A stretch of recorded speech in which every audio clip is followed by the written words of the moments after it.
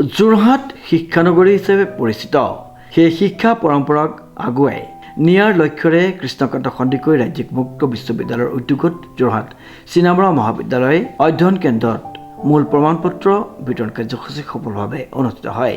উক্ত অনুষ্ঠানত বিভিন্ন অনুষদৰ স্নাতক আৰু স্নাতকোত্তৰ উত্তীৰ্ণ বহু ছাত্ৰ ছাত্ৰীয়ে তেওঁলোকৰ মূল প্ৰমাণপত্ৰ গ্ৰহণ কৰে। অনুষ্ঠানটো এক বিশেষ আকৰ্ষণ আছিল ৭৫ বছৰ বয়সতো উচ্চ শিক্ষাৰ মান लाभ करा एगोरकी शिक्षार्थी 750 बच्चों को सर्टिफिकेट देना था, ओरिजिनल सर्टिफिकेट। ये ओरिजिनल सर्टिफिकेट डिस्ट्रीब्यूशन का काम हम ओपन यूनिवर्सिटी का तरफ से इसी महीना शुरू किए हैं और उसका कारण जो बच्चों को जब से यूनिवर्सिटी शुरू हुआ है जिनका सर्टिफिकेट हमारा पास था जो ले नहीं पा रहे थे, हम उनको सब आके उनका कॉलेज में स्टडी सेंटर में देने का कोशिश किया और बहुत सफल है। हम लगभग 5000 से ज़्यादा सर्टिफिकेट बच्चों को बांट चुके हैं और ये प्रयास हमारा पूरा अगस्त तक जारी रहेगा। ये कहाँ जारी रहेगा? पूरा आसाम, जहाँ पे आसाम का स्टडी सेंटर है, आसाम मतलब पूरा आसाम राज्य में पूरा जहाँ हमारा स्टडी सेंटर है वहीं पे हम जाएंगे। अभी तक वन यूनिवर्सिटी में अभी मोर देन 70 सब्जेक्ट हैं। हमारे पास अभी साइंस हो गया, फिजिक्स, केमिस्ट्री, मैथमेटिक्स। हमारा पास मास्टर ऑफ लाइब्रेरी साइंस हो गया। हमारा पास MBA है, MCOM है, मास्टर ऑफ सोशल वर्क है, MA फिलोसफी है, MA संस्कृत है, MA योगा है। लगभग हमारे पास अभी 2,04,000 स्टूडेंट जो डायरेक्ट एनरोलमेंट में है। हर साल हम लोग 35 to 40,000 स्टूडेंट को एडमिशन दे रहे हैं पूरा आसाम राज्य से। कोई एज का लिमिट नहीं है, कोई परसेंटेज का लिमिट नहीं है और जो बच्चा सिर्फ पास किया है, 12th पास किया कि ग्रेजुएशन किया है, वो हमारे साथ पढ़ाई कर सकता है। तो 74 उम्र का एक व्यक्तित्व है जिनको आज हम सर्टिफिकेट दे। ये भी एक मैसेज है आप लोगों को देना चाहिए कि इसका हमारा कोई उम्र का बंधन नहीं है, कोई भी किसी भी उम्र में पढ़ सकता है। বয়স শিক্ষা আহৰণৰ ক্ষেত্ৰত কোনো বাধা নহয় বুলি তেওঁ পুনৰ প্ৰমাণ কৰি উপস্থিত সকলোকে আপ্লুত কৰি তোলে। মানপত্ৰ গ্ৰহণ কৰি তেওঁ আনন্দ প্ৰকাশ কৰাৰ লগতে আজীৱন শিক্ষা গ্ৰহণৰ মানসিকতা বজাই ৰখাৰ আহ্বান জনায়। আচলতে চিনামৰা মহাবিদ্যালয়ৰ বাবে আজি অতি সুন্দৰ দিন।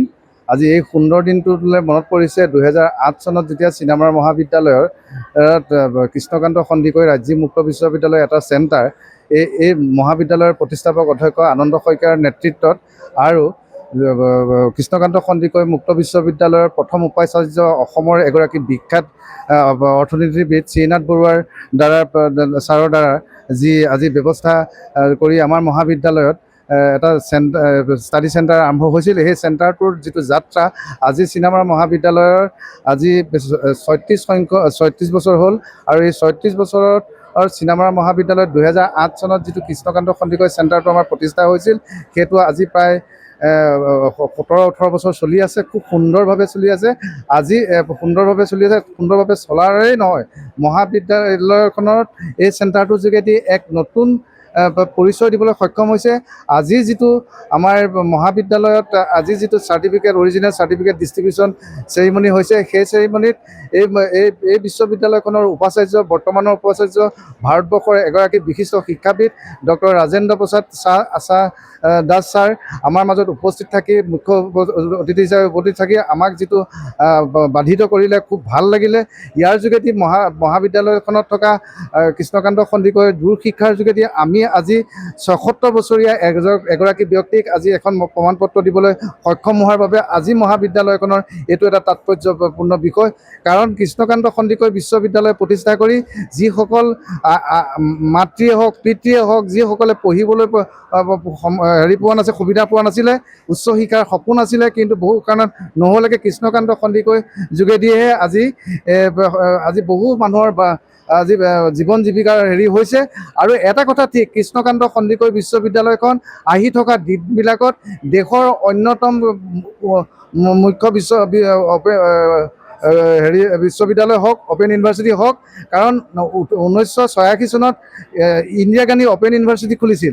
ইন্দিৰা গান্ধী অপেন ইউনিভাৰ্চিটি খুলি পেলাই বিশ্বত ইন্দিৰা গান্ধী অপেন ইউনিভাৰ্চিটি এক নতুন স্তৰ আৰম্ভ হৈছে। এতিয়া কৃষ্ণকান্ত সন্দিকৈ বিশ্ববিদ্যালয়খনো কৃষ্ণকান্ত সন্দিকৈ অপেন ইউনিভাৰ্চিটিখনো অকল অসমৰে নহয়, গোটেই নৰ্থ ইষ্টৰে এটা সম্বল আৰু সম্পত্তিলৈ ৰূপান্তৰ হৈছে। আহি থকা দিনবিলাকত আশা ৰাখিছোঁ কৃষ্ণকান্ত সন্দিকৈ বিশ্ববিদ্যালয়ৰ নেতৃত্বত ভাৰতবৰ্ষত অসমৰ বুকুত এক নতুন উচ্চ শিক্ষাৰ লগত নতুন অৰ্থনীতি, ৰাষ্ট্ৰীয় অৰ্থনীতি শিক্ষানীতিৰ লগত আমাৰ যি ইতিমধ্যে আৰম্ভ হ'ল, সেই শিক্ষানীতিৰ যোগেদি এই বিশ্ববিদ্যালয়খনে এক নতুন মাত্ৰা দিব বুলি আমি আশাবাদী। আজি এই কাৰ্যসূচীত আমাৰ বিশ্ববিদ্যালয়ৰ শ্ৰদ্ধাৰ উপাচাৰ্য মহোদয়কে ধৰি মহাবিদ্যালয়ৰ প্ৰতিষ্ঠাপক অধ্যক্ষ আৰু বিশ্ববিদ্যালয়ৰ বিভিন্ন কাৰ্যক্ৰম ব্যক্তিসকল আৰু শিক্ষাৰ্থীসকল আহি মহাবিদ্যালয়ৰ কাৰ্যক্ষেত্ৰৰ বাকৰিখনক অতি উদুলি মুদুলি পৰিৱেশৰ সৃষ্টি কৰাত সকলোকে মোৰ শ্ৰদ্ধা আৰু কৃতজ্ঞতা শুভেচ্ছা জনাই জনালোঁ। আজি প্ৰায় 600 মান হ'ব, আজি 600-700 মান হ'ব।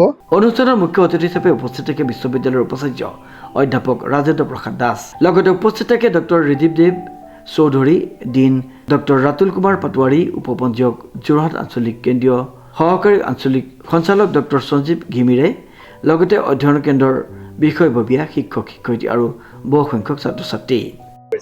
মই উপাচাৰ্যক নমস্কাৰ জনাই মই জনাওঁ যে মই এই চাৰ্টিফিকেটখন পাই অতিব আনন্দিত হৈছোঁ। কাৰণ মোৰ সৰুকালৰ পৰাই মই ডিগ্ৰী লোৱাটো এটা খুব আশা আছিলে আৰু সেই আশা পূৰ্ণ হৈছোঁ। আৰু যাতে আশা পূৰ্ণ কৰিবৰ কাৰণে দ্বিতীয়বাৰো MA যিটো এডমিশ্যন লৈছোঁ সেইটো যাতে সুকলমে পাছ কৰি যাব পাৰোঁ তাৰ কাৰণে মই আশা ৰাখিছোঁ। আপুনি অৱসৰ গ্ৰহণ কৰাৰ পাছত আপুনি উচ্চ শিক্ষা গ্ৰহণ কৰিছে? হয় হয় হয় নহয় জানো? কওকচোন এই বিষয়ে অকণমান।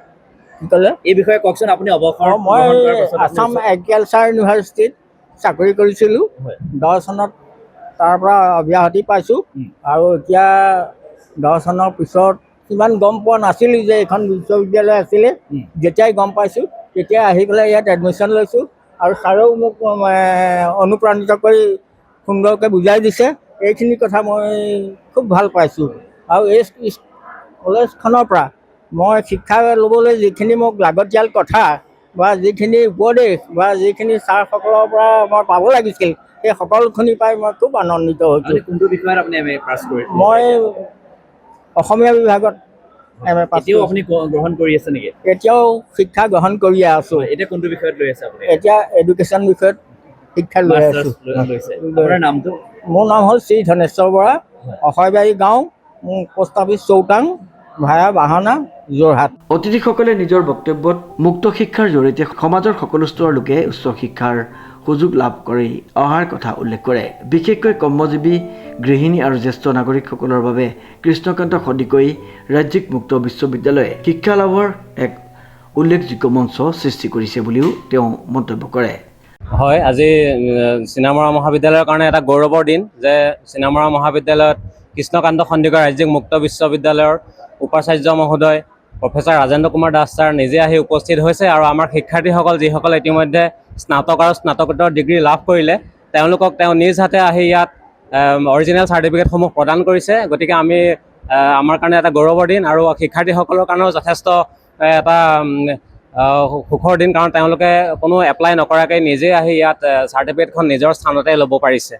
তেখেতলোকে কৈছে যে ছাৰ গুৱাহাটীত নোযোৱাকৈ ঘৰৰ মুখতে ঘৰতে ল'ব পাৰিছোঁ বুলি উল্লেখ কৰিছে। হয়, এইটো এটা দীঘলীয়া প্ৰচেছ। কাৰণ তেওঁলোকে এপ্লাই কৰিব লাগে, এপ্লাই কৰাৰ 3 মাহৰ মূৰত আহে গুৱাহাটীত ইউনিভাৰ্চিটিৰ কাৰণে এপ্লাই কৰিব লাগে, কেতিয়াবা নিজে যাব লাগে। গতিকে এইটো এটা দীঘলীয়া প্ৰচেছ। কিন্তু এইবাৰ বিশ্ববিদ্যালয়খনে এটা নতুন প্ৰচেষ্টা লৈছে আৰু এই প্ৰচেষ্টা মতে তেওঁলোকে নিজে আহি ইয়াত মানপত্ৰসমূহ বিতৰণ কৰিছে। অনুষ্ঠানৰ অন্তত সকলো উত্তীৰ্ণ শিক্ষাৰ্থীক শুভেচ্ছা জ্ঞাপন কৰাৰ লগতে ভৱিষ্যতৰ শিক্ষা জীৱন আৰু কৰ্মজীৱনৰ বাবে শুভকামনা জনোৱা হয়। প্ৰথমে মই ধন্যবাদ জ্ঞাপন কৰিছোঁ মৰিনী চিনামৰা কলেজৰ চেণ্টাৰ KK চেণ্টাৰ। বিশেষকৈ মানে আমি ইয়াত লাৰ্ণাৰ হিচাপে বহুত সহযোগিতা পালোঁ। ভাইচ চেঞ্চেলৰ হাতৰ পৰা আমি প্ৰমাণ পত্ৰখন পাই আমি খুব সন্তুষ্টি প্ৰকাশ কৰিছোঁ আৰু ভাল পাইছোঁ যে আমি আজি যদি ইয়াত নোপোৱা হ'লে কিজানি আমি গুৱাহাটী গৈ আনিব লাগিলেহেঁতেন। কিন্তু আজি আমাৰ দুৱাৰ মুখতে আমি মানপত্ৰখন পাইছোঁ। যিহেতু আমি চাকৰিয়াল সূত্ৰে আমি গুৱাহাটী গৈ পেলাই অনাটো আমাৰ কাৰণে সম্ভৱ নহয় আৰু আমি ইয়াতে পোৱাৰ বাবে আমি ধন্যবাদ জ্ঞাপন কৰিছোঁ আৰু ভৱিষ্যতে এই কলেজখনৰ উন্নতিৰ বাবে। অনুপম বৰাৰ এক বিশেষ প্ৰতিবেদন, নিউজ নাও।